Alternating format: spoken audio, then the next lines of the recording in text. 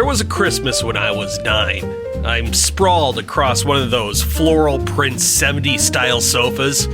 You know, the kind that looked like Grandma's curtains had merged with a botanical garden in a moment of questionable decorating judgment.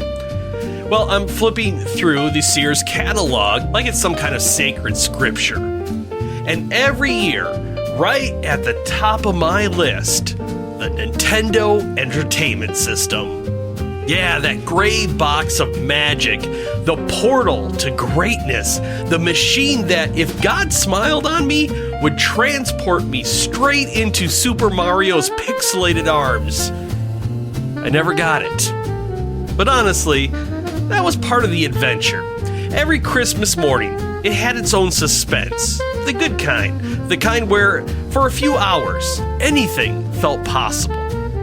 Hey, welcome to 1 Minute Later. I'm Craig, and, well, today we're diving into Christmas lists, past, present, and the questionable future, including the traditions, the chaos, and one very specific uncle who has made it his personal mission to test my sanity every December. So, alright, let's go ahead and get back into it. Fast forward a few decades to my mid-40s, and Christmas lists have evolved. My kids don't even write them anymore. There's no loose leaf paper, there's no crayons, no backwards S's. No, my children sit down with an Amazon wish list, a digital scroll of demands. And it all starts when their Generation Sears catalog arrives, the Amazon toy catalog. Except for instead of flipping through and circling a couple of favorites, my kids circle every single item. My 13-year-old son, Gavin, he circles all the Xbox games. My 10-year-old daughter, Sadie, circles the crafts kits and mysteriously every plush animal that has ever existed. My 8-year-old daughter, Piper, circles things like rainbow unicorn robes and glitter karaoke microphone, which honestly is the most on-brand thing she could do. By the time they're done, it looks like a crime scene where the victim was, well, restraint. Now, enter the grandparents. My mother, God bless her, she has rules, ironclad gifting policies. She's 75, she's practical, and she's not here to play around with toys. No, gifts from her fall into two categories, books or clothing. And listen, that is great for their developing brains and our clothing budget. But every time the kids open her gifts, I can see that tiny flicker in their eyes. You know, the flicker of a child who is hoping for a lightsaber and instead got a very sensible fleece. But they know the rules, and honestly, they make the best of it. They pull on the fleece, they read the books, they're grateful, mostly. Then we have my wife Jen's mom. Whole different energy. This lady is a one-woman fulfillment center. Nothing is off limits. Toys, games, electronics. Hey, if NASA listed a rocket on Amazon, she would add it to the cart. But here's the thing. There's zero surprise.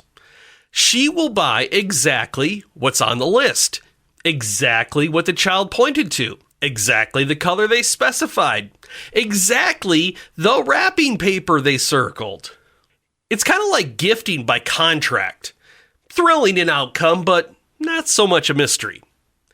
And then, well, there's Uncle Roger. And every year, without fail, he sends one very specific kind of gift.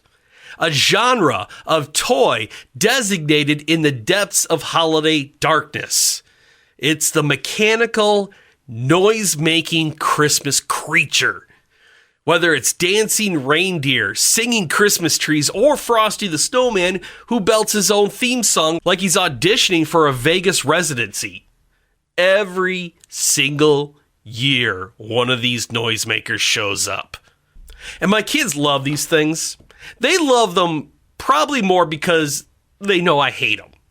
They press the button and Frosty starts his little shimmy of doom over and over and over until my eye starts twitching. I've become a professional at coping. A ninja, really.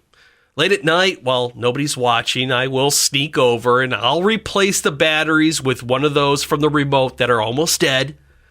Suddenly, Frosty slows down. His voice drops an octave. And by the end, he sounds like he's melting in real time. It's my own tiny Christmas miracle, really. And here's the thing.